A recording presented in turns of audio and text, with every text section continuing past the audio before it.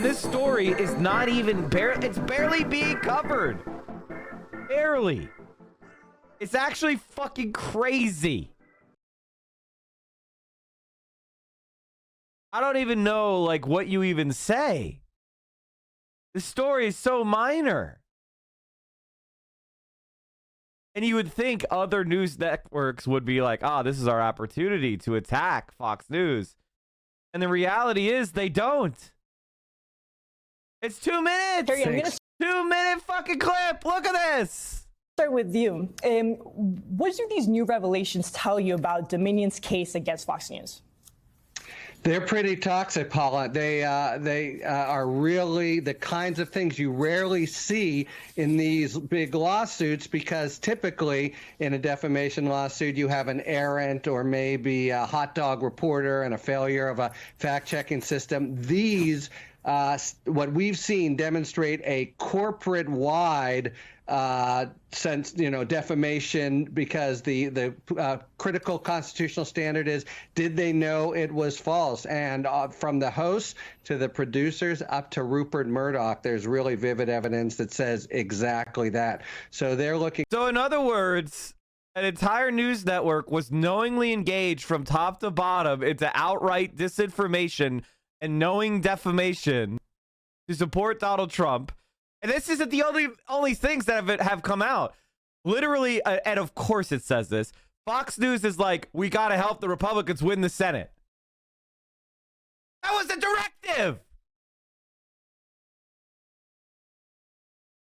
I mean, like, what? This shit should be pulled. Actually, lying is allowed under free speech. You can't defame people. Ian Broseph, thank you for the tier 1 and for the 26 months. I mean, it's batshit.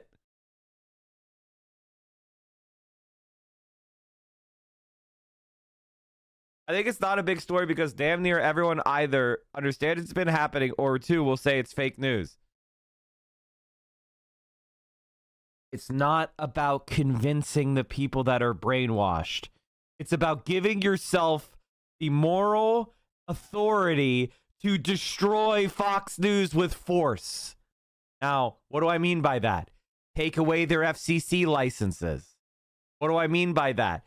Impose sanctions on them. Regulate them. Shut them down. So when people are like, well, why are you shutting down Fox News? That's not fair. Here's the evidence that they're just a lying propagandist site. Here's the evidence that they are defaming people and defrauding people. The point is not to convince people in the marketplace of ideas. That's liberal bullshit. The idea is we have the justification to shut this network down. We have the justification to delist this company from the stock market. We have the justification of impounding their assets.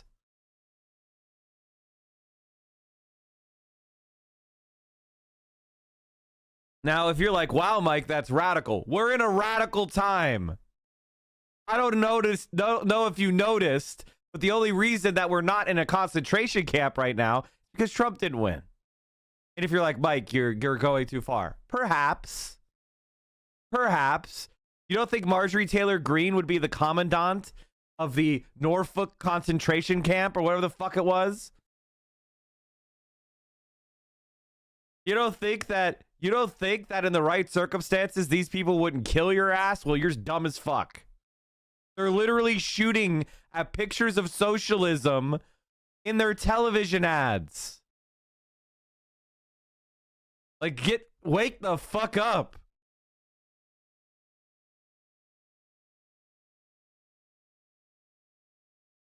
Looking at a very serious prospect of a big verdict and a reputational hit. Reputational hit! What, you're gonna put a review on Yelp? Fox News spreads misinformation. What are you talking about?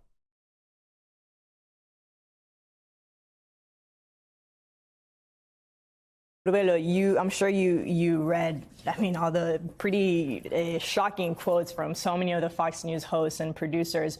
But what does all of that tell you about the way that they viewed their own audience? No, like what do they think of their own audience? Paula, it's a great lack of respect, because obviously this is something that isn't news, even though it is, right? Kind of everyone knew that this was a big lie. This is a Democrat.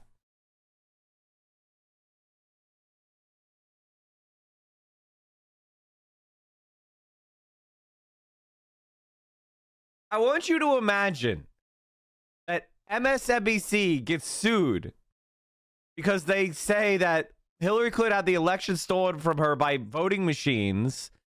Dominion voting machines were rigged by Russia to change the votes from Hillary to Trump. And there was documents saying, we got to help Hillary get elected in the MSNBC or CNN. And it's like everybody from top to bottom was like, yeah, we know this is bullshit, but I'm really worried about the Hasanabi stream or the Central Committee stream. They might steal some of our viewers unless we argue that the election was stolen. Now, obviously, that doesn't, there really is no way of mapping things onto, because none of us gave a shit about Hillary. But you get my point, right? Like, we have to lie, because if we don't, some shit network is going to lie. Like, are you fucking, like, they would be having congressional investigations on how to shut down Comcast. And rightly so. That there was no evidence to back it up. That was proven in court numerous times, and yet these people, many of them, went along with it. To be fair, some didn't. Will you work some overtime people since Assad will be in Japan? I mean, I'll stream as long as I have good viewership. You know what I mean? Like, that's pretty much my attitude. If it feels like the stream has high energy and I'm making content that is at least somewhat useful or entertaining or informative, people are, you know, lively in the chat, the views are good, you know, then of course I'll keep streaming. Like, that's the way it goes, right? If it feels like the vibes are off, if you know, I'm done talking, I'm tired, if the content sucks, if the chat's dead, I mean, there you go. That's how I make my decision, you know? That's how I kind of make my decision. I have a kernel of this is what I stream normally, and then if the things are going well, we keep going.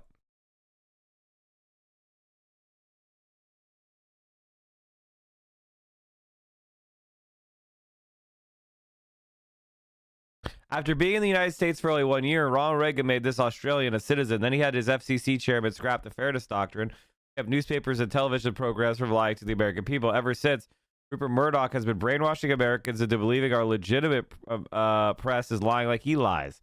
Fox News is not news. It is propaganda that the oligarchs use to poison the minds of Americans. It's time we treated it as such. I mean, like, listen, all news is terrible, but Fox News is a step up from that.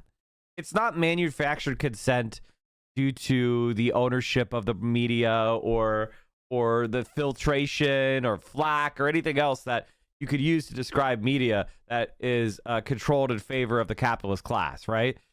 This is outright Nazi propaganda, der Stürmer shit.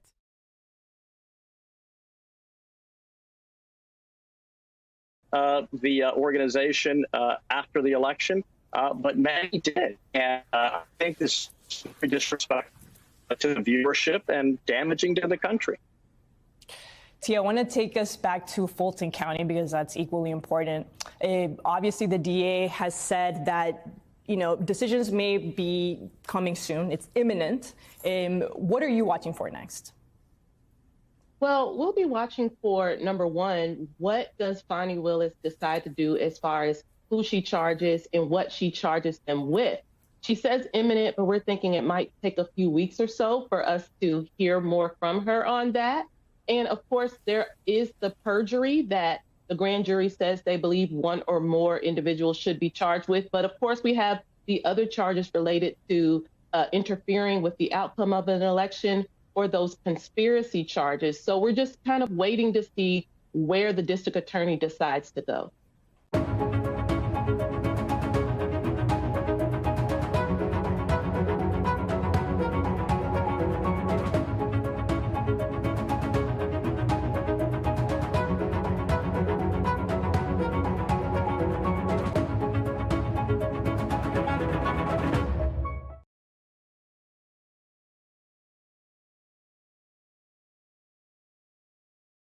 And like, honestly, but as I was trying to pull together like videos for this chat, you know who had the longest discussion on this? You know who had the longest discussion on this? A new court filing shows top executives at Fox News and leading network personalities privately dismissed former President Donald Trump's false claims of voter fraud in the days that followed the 2020 presidential election, even as they pushed those same lies on television.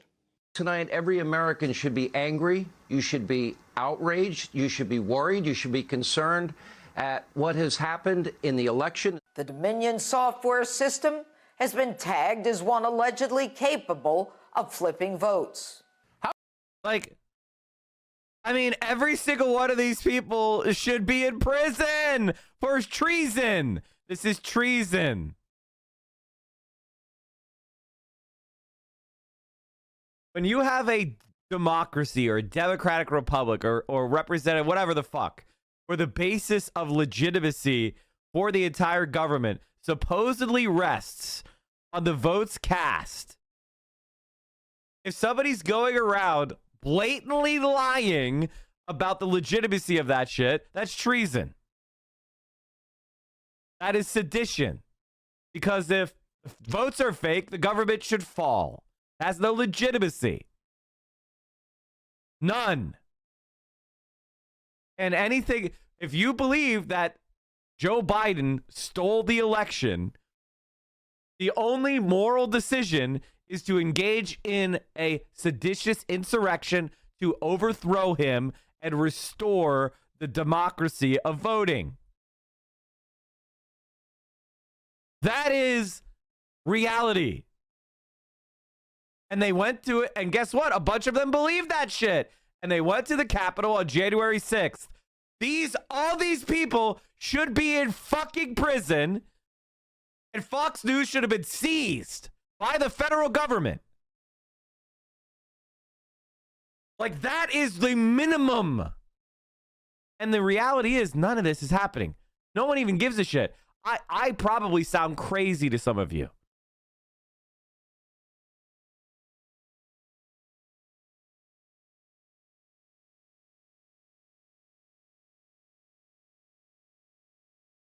How, for example, did senile hermit Joe Biden get What's up, 15 million Thanks more for the raid. votes than his former Appreciate it, boss, brother. rock star crowd surfer Barack Obama? The court filings reveal that behind the scenes, many of the network's top stars and executives. And Big U bought the graveyard shift streamer. Wow. I get it, man. It's a good slot. It's a good slot. Derided Trump's election lies as, quote, mind-blowingly nuts and, quote, totally off the rails, even as they criticized colleagues for pointing that out on TV. Do you hear that? Say it again. And his former boss, rock star crowd surfer Barack Obama. The court filings reveal that behind the scenes, many of the network's top stars and executives derided Trump's election lies as, quote, mind-blowingly nuts and, quote, totally off the rails, even as they criticized colleagues for pointing that out on TV. I mean, honest to God, I guess I'm weird because, you know, most socialists need to spend at least 80% of their time going how cool they are and how unbothered they are and how ironically cool they are. This is one of the things I hate the most. What people hate about the online left is like, oh, they're being woke skulls. Well, those people aren't on the left. They're radlibs. They don't bother me at all. Radlib ignored. Not a big deal. Okay? What actually annoys me is the hipster left. The I'm too cool for that left. The we should get too bothered by that left. Those are the people that drive me fucking nuts. like, yeah, don't you worry. I mean, Donald Trump's a clown. He's not that big of a deal. What? How are you so sanguine, you dumb motherfucker? Stop acting sanguine. Can you give a refresher on a rad lib? A rad lib is just basically somebody who fundamentally accepts neoliberal capitalism and tries to ape a radical politics by becoming strident and shrill on certain identity factors, as if that's the end all and be all of politics. An example of a rad lib would be somebody who says, Mike, you can't talk about increases in minimum wage because you're a white cis man. You should be quiet about the minimum wage because you're a white cis man. That is, they're aesthetically like trying to, they're claiming that they're challenging heteronormativity, white supremacy, or, you know, patriarchy, but in reality, they're just trying to shut me up about talking about minimum wage and class politics. Fundamentally, the radicalism is actually reinforcing of the status quo. And and how do you know someone's a rad lib? Well, step one, they're annoying. They're fucking annoying.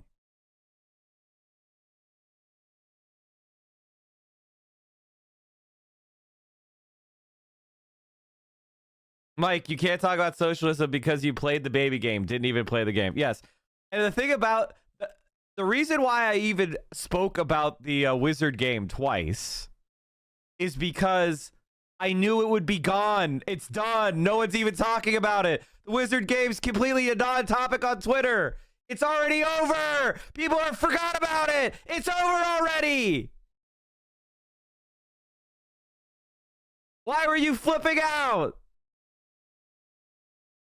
The baby game is gone. People played it. It's over now.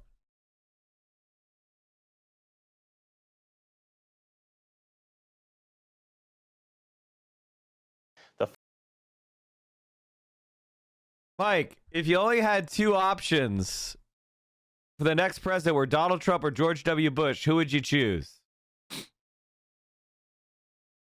This is what I would choose.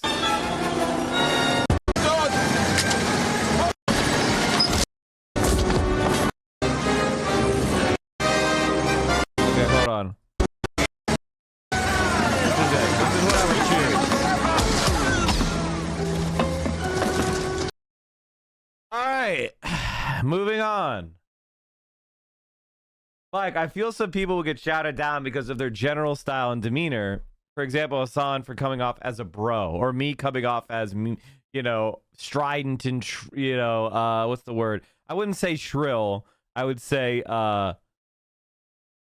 abrasive, dismissive.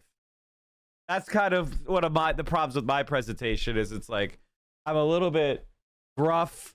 I'm a little bit abrasive. I'm a little bit, I'm not soft. I'm not, what's the word? Hug boxy. You know, I'm not somebody who's like, oh, are your feelings hurt? I'm one of those people that's like, that sounds like a you problem. Not saying that that's right is the way to go in all situations, but like, for me, that's not what I'm trying to do. I'm passionate. And I'm trying to get people to be, you know, my goal is to get people to be a little bit more hard charging and a little bit less distracted by random bullshit and not letting yourself get slowed down because somebody is like, they're basically telling you to slow down or giving you bullshit distractions. Like, you have the road of productive effort, right? Where you get from point A to point B. And there's a bunch of people that want to throw brambles onto you, that want to slow you down, that want to distract you off the fucking path with a bunch of bullshit. So I kind of want people to learn to ignore bullshit and to not elevate bullshitters and to focus on like material goals in their lives.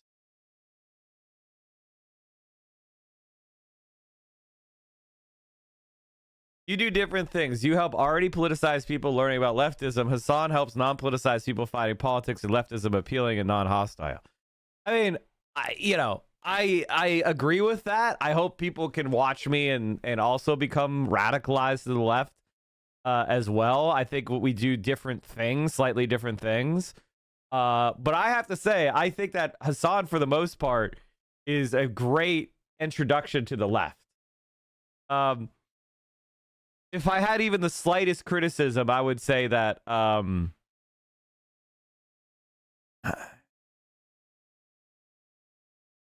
honestly, I don't really have anything that I want to that I think is important right now. Honestly, if I did, I would talk about it. Well, what I was thinking about was when we're talking about people that are like, "Oh, you're a socialist and you don't have you don't live in a cardboard box." Very problematic, Sweaty. Talking about that kind of shit is kind of like theoretically there's a lot more depth to that conversation. You know what I mean? But it's not that important. It's not that important. You have to understand that one of the goals, and actually I want to talk about this for a second. One of the goals of people that oppose socialism is to make socialists as powerless as possible. And one of those ways is denying us money. All right? Because say, for example, I write a book. Get mad, motherfucker, right? The story about how you could help overturn capitalism, right? Get mad, motherfucker, right? And and this book goes crazy. People love it. I sell 1 million copies. And I have a, $4 per book royalty. I don't even know what the book royalties are, but I'm throwing out a random number that sounds plausible to me. Maybe it's less. And I make $4 million. Well, that is a nice chunk of change. That is money where I could start a media company. I could, retire and make sure that I'm secure. But people don't want leftists to get money because they want you to go bankrupt one day. They don't want you to save. Like if you say, I'm saving $1.5 million so that I can retire, which is what the average financial advisor right now, if you went to a strip mall and you found a Fidelity Investments, they would say by the time you retire, Mike, you need 2 million or $1.5 million or whatever. If I actually saved that amount of money, people would say fake leftist, rich, fake leftist. Like you save as much money as the average dentist. Now you're not allowed to be a leftist anymore. What? What? And so why do they say that? Well, because the money equals power in our society. So anytime somebody who advocates against the interests of the bourgeoisie has any money, the number one goal is to get that money out of their pockets as quickly as possible so that it can be safely in the hands of the pro-status quo people and not be used for like means of overturning this system. In the Russian Revolution, Stalin, Lenin, a bunch of Bolsheviks got together and they robbed a bank. Technically, they robbed a payroll, but that's the point. They robbed a bank so they could get a bunch of money for their revolutionary activities. If something like that happened now, can you imagine DSA robbed fucking like... DSA robbed... Citibank and stole like $100 million, right? Can you imagine that? How many libs would be like, they're just a criminal organization. They need to be taken down. Every single one.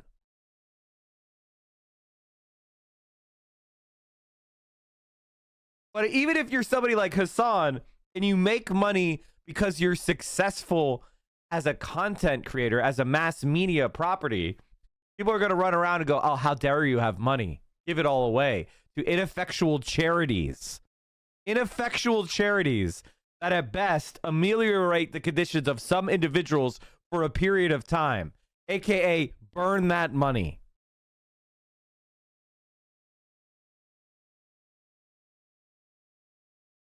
Imagine if DSA did a crypto money rug pull to fund the revolution. Okay, now you're being based. So it's really just about disempowering the left by any means necessary. The other way is to make it unappealing to normies. Like, they want to make it so that a normal person goes, well, I want to get to a point in my life where I'm secure. Well, I'm not allowed to be a socialist and also at the same time productively take care of myself. I cannot productively achieve financial security and be a leftist. I have to sacrifice it all for a gamble that the socialism will win. That's not a reasonable ask. And that's the point. It's not about it making sense. It's not about it being a principle. It's about distracting from the arguments, distracting from the politics, distracting from class consciousness raising, and sowing division, stopping momentum, and damaging the credibility of leading activists. That's it. Now, that doesn't mean that we should turn a blind eye to someone embezzling money from the movement to enrich themselves personally. That's not what I'm talking about. I'm talking about communicators, educators, leaders writing a book, making a stream, creating some sort of intellectual content that they get compensated for as a product of their own labor and their own minds, and going, oh, you have that money? That makes you not a leftist. What? If I invented a new mousetrap and was paid a royalty on each sale, would I be a fucking hypocrite?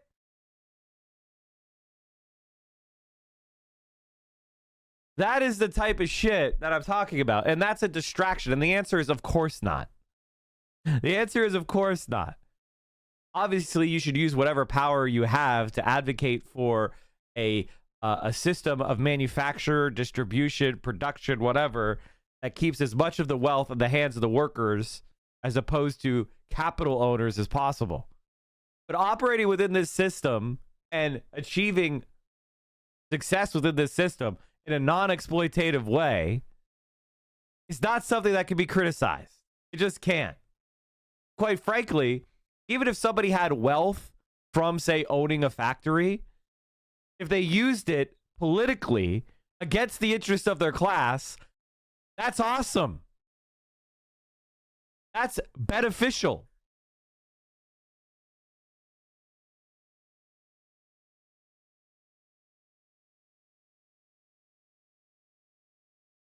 Who gives a shit that Hassan has money? Jesus.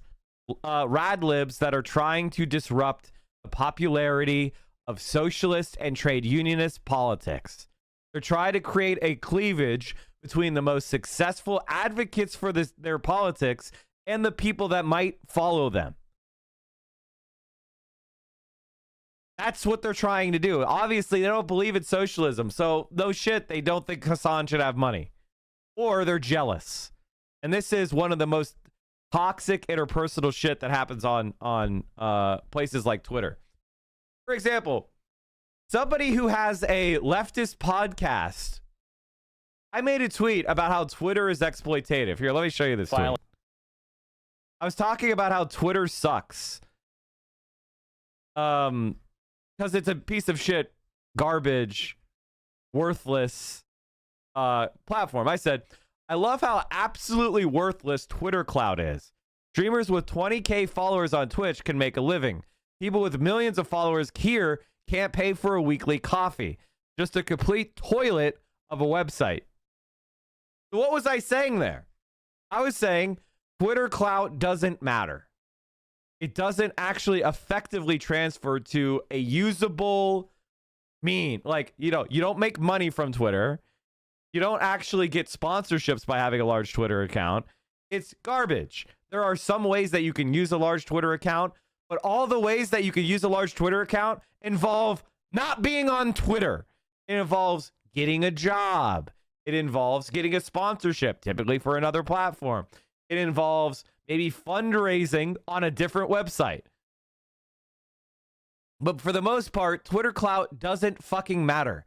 I know people with multiple millions of followers on Twitter, they can't get 100 viewers together for a stream. Twitter clout is completely and utterly fucking useless for the most part. And that was my point. Now, there's a question there. There's a boggle there, which is, if that's the case, what does that mean? Well, the reality is, when you create content for Twitter, Jesus Christ. When you create content for Twitter, all right, let me drink water.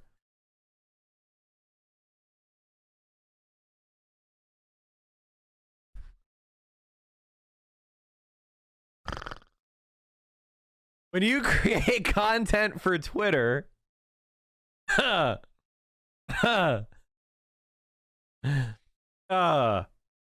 you are actually creating value, but for Elon Musk, but for Twitter itself.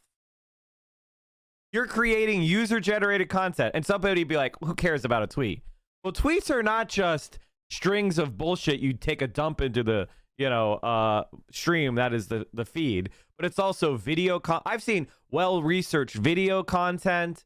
I have seen graphics. I have seen actually put together research. Twitter is more than just posting strings of text that no one gives a fuck about. There's a whole variety of like pretty decent Twitter content, which is better than YouTube videos I've seen. But if you post that content on YouTube and you get a following on YouTube, you will get paid. You will get a percentage of the advertising that goes on that video you created or that content you created. People will support you. Twitter, not so much. So all that value of that tweet gets captured by what? Twitter itself, and they place advertisements on the feed. So you're using Twitter because of the user-generated content. But the producers of that content don't get anything from it. Nothing. It's a toilet of a website. But yet people got really mad at me. You should look at some of these quote tweets. People got really mad at me for pointing this out. And they were like, well, that's what makes Twitter great. The fact that you don't get anything from it. And that's be like, these are the type of people that I love. It's like, I need to set up a shoe factory where people can make me fucking shoes for the love of the shoemaking. And at the end, I get the shoe and I can turn around and sell it. Thank you for making this beautiful work of art shoe. I'll take that now. Convincing people to make content and produce value for corporations for the love of producing content is one of the most hilarious things I've ever seen. But people got fucking mad that I pointed this out. I think it's because I related it to Twitch. And for some reason, Twitter people really hate Twitch streamers.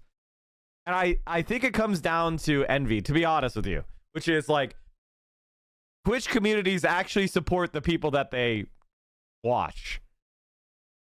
Which is what makes Twitch great for a content creator. You could actually make a living with a community that cares about you and that you care about. And you can make deeper connections that have better conversations. Like, no one is listening to you that one time you said clitter? Yeah, I know. And it's like, it's not a factory, it's an artisanal footwear community. Exactly.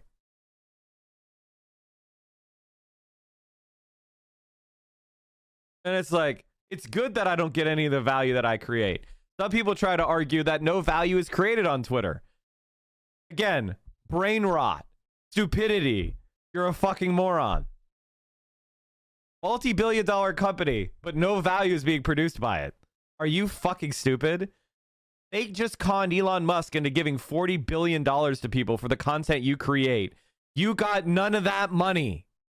Probably be like a little pissed about that.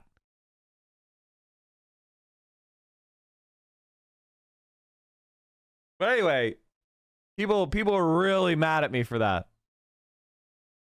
People are really mad at me for that. And it's like, man, I'm just trying to point out that Twitter is the most exploitative platform that exists online. And people are like, it's social media. You're not supposed to make money.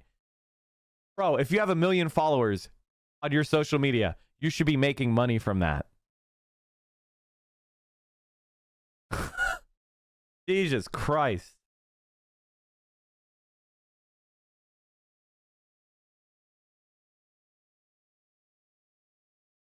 Hey, Mike, I know how to reach people that work for a corporation or business to help them understand the inequality of the wealth that they produce. How do I reach a self-employed person? A family member does a lot of businesses, consulting, doesn't have a lot of employees.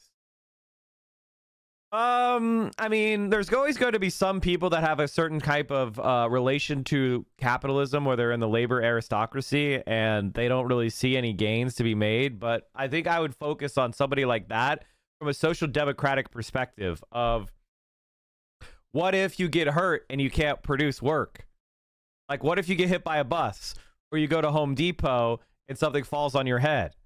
What if you get cancer and you're not able to, work? Are you going to be able to support yourself?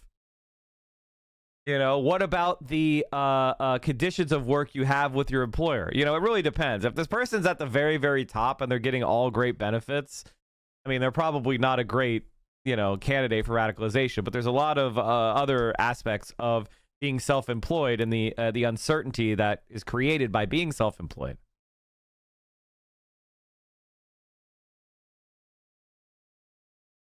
I saw someone make a tweet about Shen, a company that used a screenshot of that tweet. That person asked Shen to take it down because they didn't give them permission to use it. Shen blocked them, and people were criticizing the person for it. The peasant mentality of Americans is truly amazing. I know, Doodle. Thank you for the 21 months. All right, let's get back to watching how Fox News is a lying propaganda site.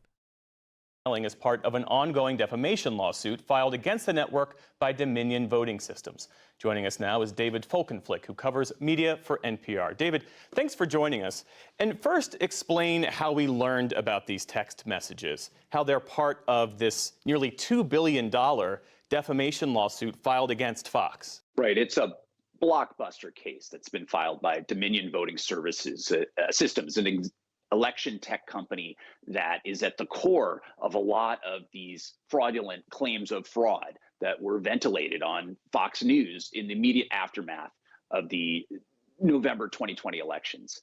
What we have here is this voluminous filing from Dominion that appeared last night. And what they're doing is making a motion trying to convince the judge that even before the trial portion of the case, he should just decide the case in their favor. I don't think there's any real expectation that could happen. But what they have done is compile an almost encyclopedic record of what was happening in real time, drawing upon text messages and emails and other communications, as well as sworn depositions in which Fox stars and executives and off-air journalists have been forced to acknowledge what they really thought about things under oath, under questioning from Dominion's lawyers. And it is a brutal, brutal portrait that we have seen about the cynicism, the sense of crisis, the fear and the anger that was generated inside of Fox in reaction to their audiences recoiling from the network's own call of Arizona for Joe Biden on election night, the first of any major network to do so. What becomes clear from reading through this filing, by the way, chat, they were right. They were right.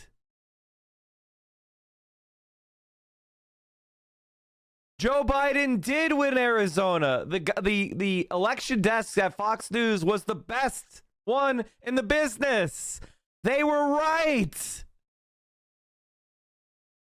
Instead of, and this is where we are. This is where we're entering. This is the politics that we're entering. And you see it on Democrats' side as well, with whenever you criticize Pete Buttigieg or Kamala Harris or Joe Biden or Kirsten Sinema or Joe Manchin or Connor Lamb or Hakeem Jeffries or any other centrist scumbag, people are like, it doesn't matter if you're correct. You're hurting the team. If I was watching a news network and they were the first to make a call and they were right, that would be a reason for me to watch them. Even if what they called made me mad and made me sad, I would be like, thank you for giving me the correct information first. But at Fox News, being correct was a calamity.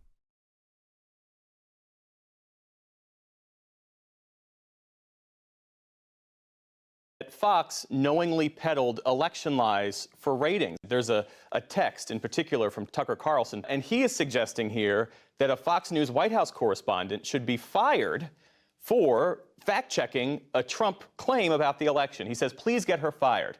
I'm actually shocked. It needs to be stopped immediately, like tonight. It's measurably hurting the company. The stock price is down, not a joke. How concerned was Fox about losing viewers to their right-wing rivals? It was feverishly anxious about this issue, and it raised fears inside, it raised vitriol inside, anger inside. You see that in a private message between Tucker Carlson and I believe Sean Hannity. You saw the CEO, the chief executive of Fox News, Suzanne Scott, lashing out at Bill Salmon, their Washington managing editor, his senior executive over political news for that network. Why? Because he took part in Fox News's call of Arizona for Joe Biden, which was exactly what its audiences didn't want to hear. And, you know, people talked. The CEO yelled at their politics editor for being right. That network has got to be shut down. I mean, I can't believe I'm the only person who's losing their fucking mind over this. This is the perfect opportunity to shut this fucking shit down. I think this is the biggest problem we have. I legitimately think this is the biggest problem we have. Nobody on the left has a killer instinct. Nobody on the left knows how to pull a goddamn trigger.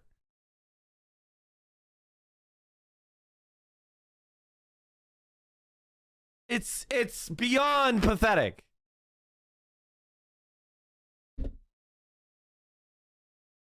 We are closer to Joe Biden ushering in a socialist revolution than trying to shut down Fox News.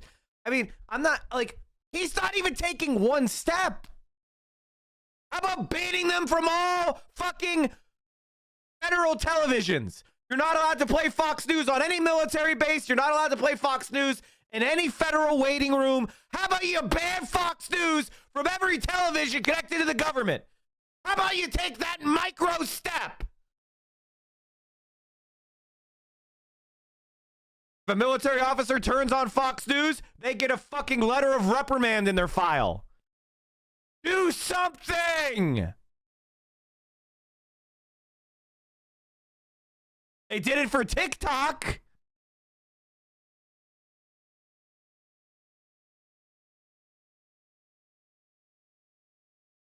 They have Fox News on in every chow hall. That should be banned. Can you imagine? I mean, like, give me a fucking break. They are a knowing, propaganda, lying, partisan site. Why is that not happening?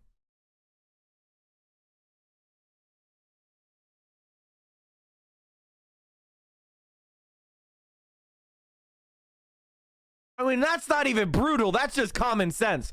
That's an action item. Did someone explain to me why that's not happening? Joe Biden? Do you think a Fox News watcher is going to vote for you, you dumb motherfucker?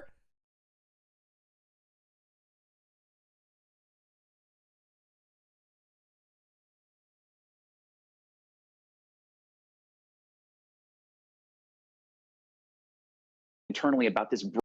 By the way, chat, if you are working for the federal government and you see Fox News on a television, change the goddamn channel.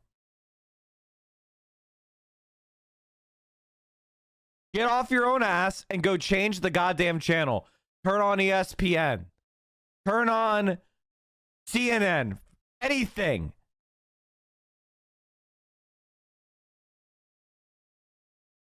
Like, change the goddamn fucking channel.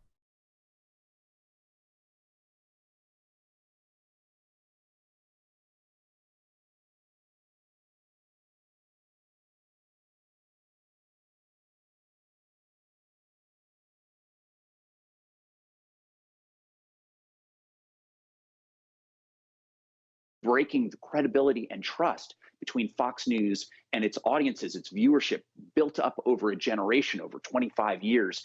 You don't hear them talking about how credibility and trust can be broken by not sharing the truth with your audience, by not sticking to the facts. And yet, Fox News time and again brought on people, including then President Trump, but also his surrogates and champions, people like Sidney Powell, Rudy Giuliani, and others, to make claims that they were mocking and assailing, denigrating, and trashing behind the air to one another because they knew it was false, but they were bringing them on. Why? To try to rebuild that trust in a hurry as millions of viewers fled Fox, often for a much smaller conservative rival called Newsmax. David, you mentioned Sidney Powell, the Trump ally, conspiracy theorist lawyer.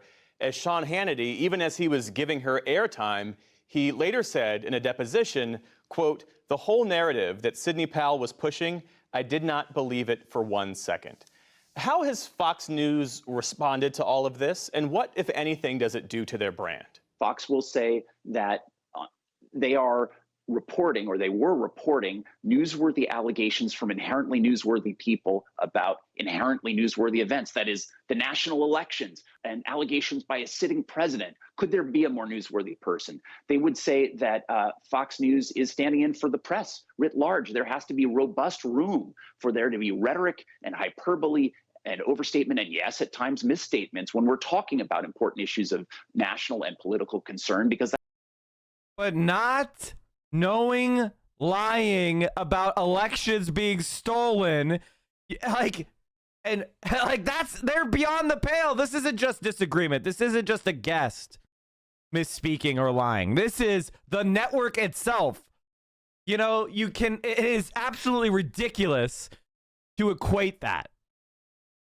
that's what the First Amendment envisions. You have to have running room. Otherwise, there isn't truly free speech. You've covered Fox News for more than 20 years. What stood out to you the most from this revelation? I think it is the most visceral and tangible proof of one of the strongest criticisms of Fox, that it functions in many ways as a political operation and a business enterprise and wraps itself in the word news, even with a cadre of journalists, some of whom very much believe in reporting things straight. I think you saw the lie being given to that. And I think that you saw the cynicism and the antagonism to the idea that they've been held responsible, that they behave responsibly, and that they had any obligation to the truth and the facts. That's usually where people find credibility and trust. In this case, they saw it only in telling people what they wanted to hear. David Folkenflik covers the media for NPR. David, thanks again for your time. You bet.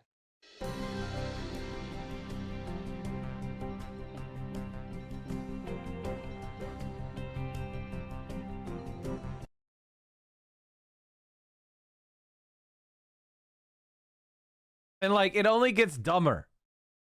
It gets dumber. Like they barely even brought up what was exposed.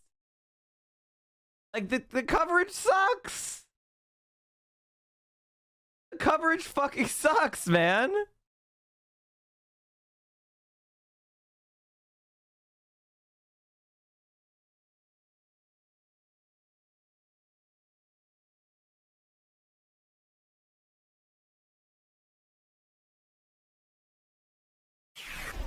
Tucker Carlson lies for a living. That is what he is paid to do.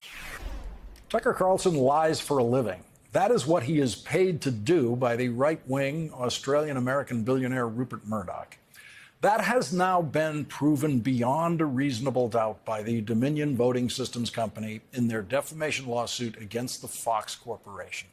The proof beyond reasonable doubt about Tucker Carlson's lying and the other Fox hosts lying has been delivered by Tucker Carlson himself and the other Fox hosts in their own writing to each other that Dominion has obtained through the subpoena power of the lawsuit. Tucker Carlson's standard method, like Donald Trump, is to attack anyone who criticizes him, but he might not attack us for our coverage tonight because Tucker Carlson and Fox don't want their audience to know that this story exists.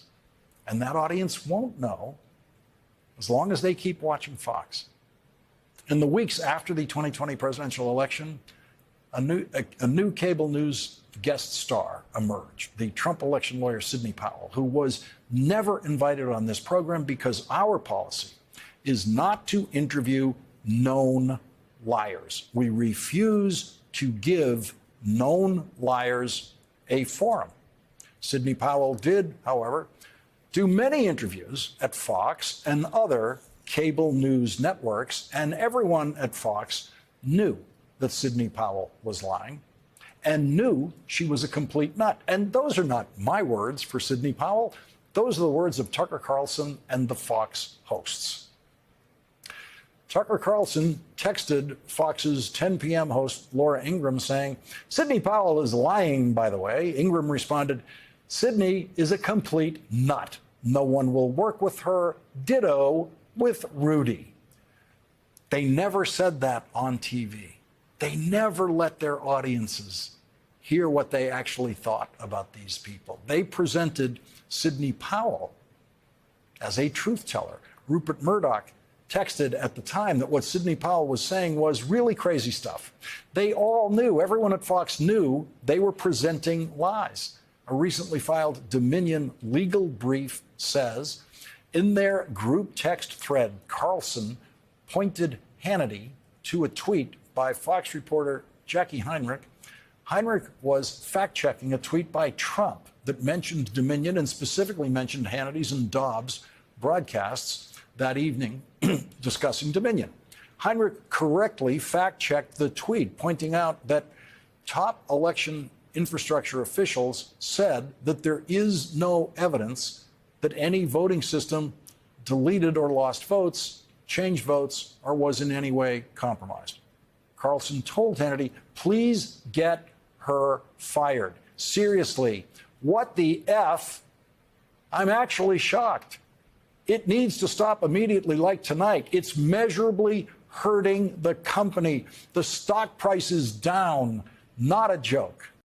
Now, chat, this is, without a doubt, smoking gun evidence of manufacture of consent and the fact that Fox News is a propaganda site, a propaganda network, period.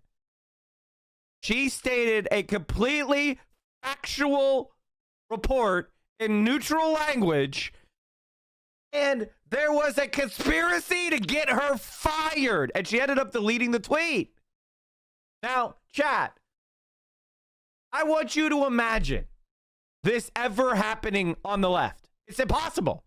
It's impossible that this would ever happen to benefit the left. Ever, never fucking would, ever. And if it did, the person who said this would go to jail. They'd invent a crime. They'd invent the crime. So, but when the right does it, it's barely talked about. I have to look at an opinion report from MSNBC for it's a 6-minute segment. That's it. They're not going to even get a slap on the wrist.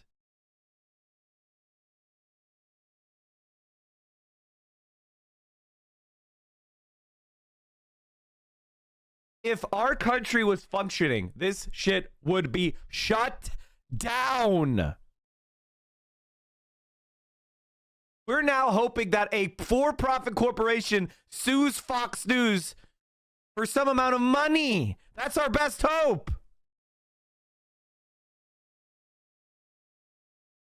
If this came out about MSNBC, Fox News would be running it 24/7, and all the major networks would be talking about it. Every Republican politician would be talking about it. Where's Joe Biden? Where's the Democrats? Where's CNN? Where's MSNBC? This is your competitor. Why aren't you trying your best to ruin them? It's almost as if they're providing cover, to be honest. They're doing the bare minimum amount of coverage.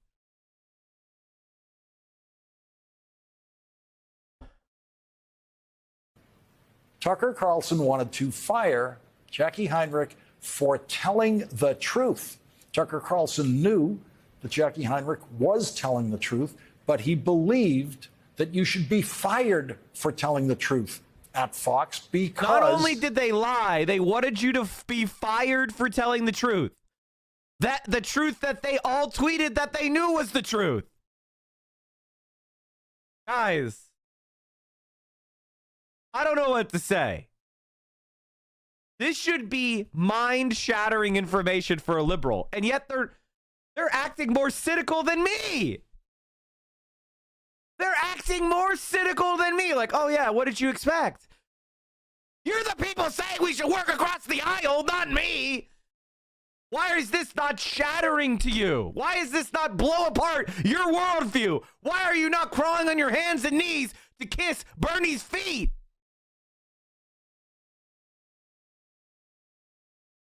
This debunks your entire political argument.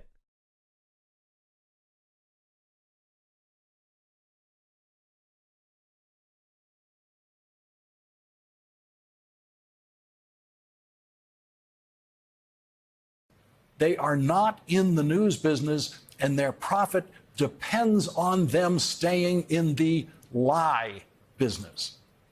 The stock price is down. That's what Tucker Carlson cared about. Tucker Carlson believed the stock price has to be maintained by lying. Weeks after saying he knew it was all a lie, Tucker Carlson invited an even crazier liar on his show because at that point, the guest he invited was the biggest advertiser on Tucker Carlson's show. Well, of course, you will likely recognize our next guest. By the way, look who he was just flipping from. Look at the frame. Look at the frame. Look at this frame. Oh my God. He went from Tulsi Gabbard to Mike Pillow. People are still pretending Tulsi Gabbard is she's a literal PSYOPs officer. I feel like I'm losing my mind. I feel like I'm losing my mind.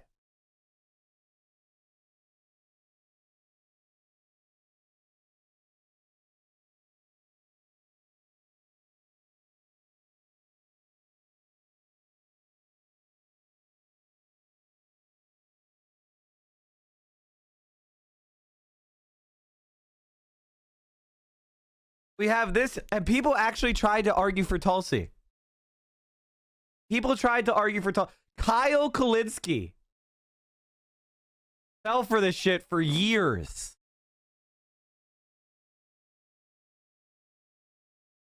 You should ask yourself, why do certain people get promoted and other people don't? You know who never fell for this? Me.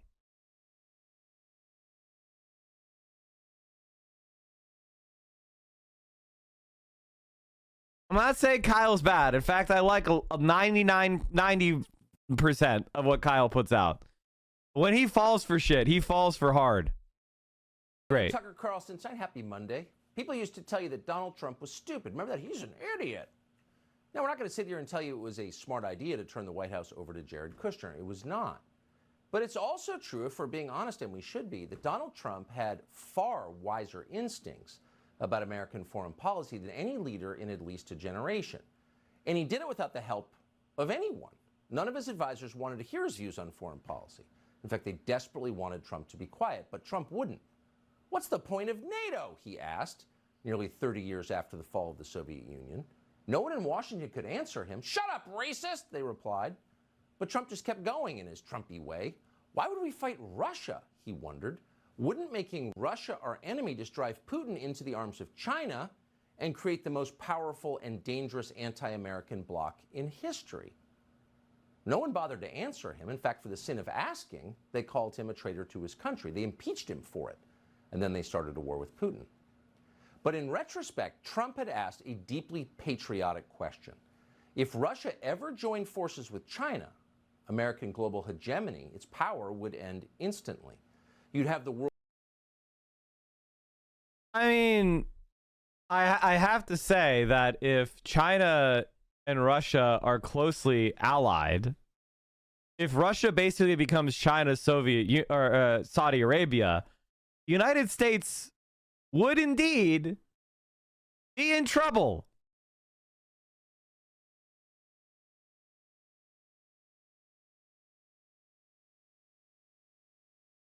Like, you know, if Russia is giving energy to China cheaper than the world markets, and China has the largest population in the world, and China is the manufacturing engine of the world, that's a very powerful alliance, and the United States would be in trouble.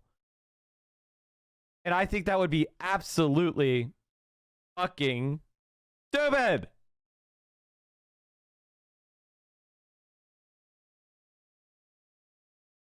We can't hear the video? Okay, hold on. Good evening and welcome to Tucker Carlson Tonight. Happy Monday. People used to tell you that Donald Trump was stupid. Remember that? He's an idiot.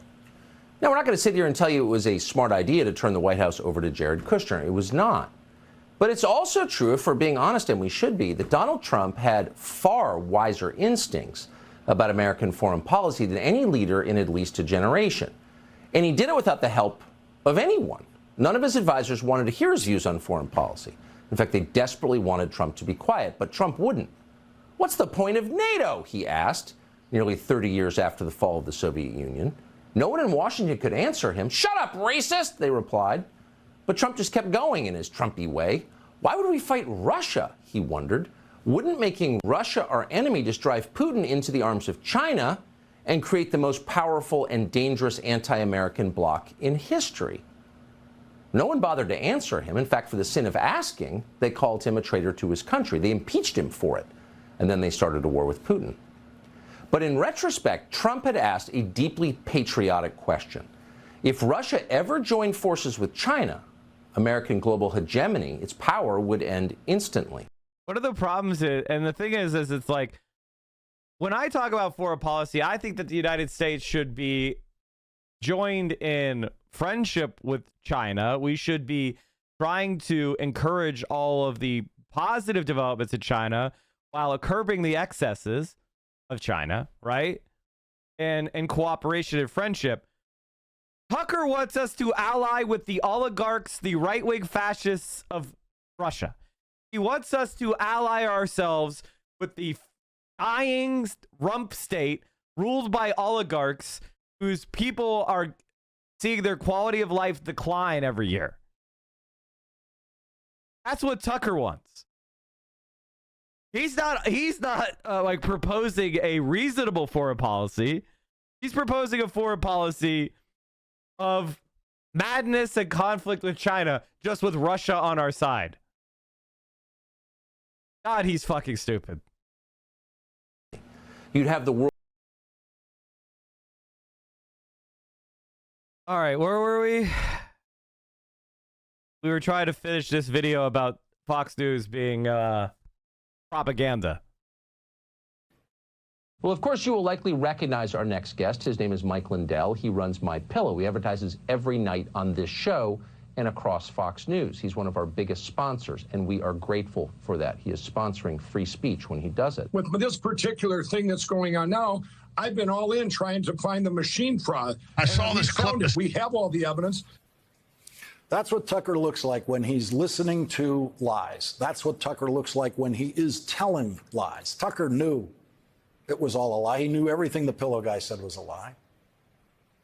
And so days after Tucker Carlson is publicly proven to be a liar last week, who believes that his salary and his billionaire boss's profits are dependent on lies, that same Tucker Carlson has been given 41,000 hours of surveillance footage recorded by the Capitol and in the several extended buildings of the Capitol complex during the January 6th attack on the Capitol. Tucker Carlson has called the January 6th attack on the Capitol, in which 150 police officers were injured, a minor outbreak. He will no doubt find a surveillance camera in one of the hundreds of hallways in the Capitol complex, possibly in a Capitol office building away from the Capitol, where nothing was happening. And he'll show the footage of nothing happening in that hallway. And he will tell his Fox audience that that footage right there proves that nothing happened all day. We do not know if the Fox audience is stupid enough to believe Tucker Carlson. I mean, if I were Tucker Carlson, I would simply show clips of police officers aiding and abetting the January 6th riot, and then I would characterize it like, see, it was a FBI op the entire time. It was to try to catch patriots like you. Instead of going, those are also right-wing ghouls that were doing the traitor thing. The Democrats covered up the cops' complicity. So now Tucker Carlson has an opportunity to take that evidence, which was covered up by the Democrats, and show it, but show it in a light that's totally bullshit and manufacture a new narrative. We'll see if I'm right, chat. Go ahead and clip this. We'll see if this is what ends up happening. And the Democrats are caught completely flat-footed again because they're stupid. But hey, maybe I'm wrong. Maybe he'll do what Lawrence O'Donnell says and show an empty hallway.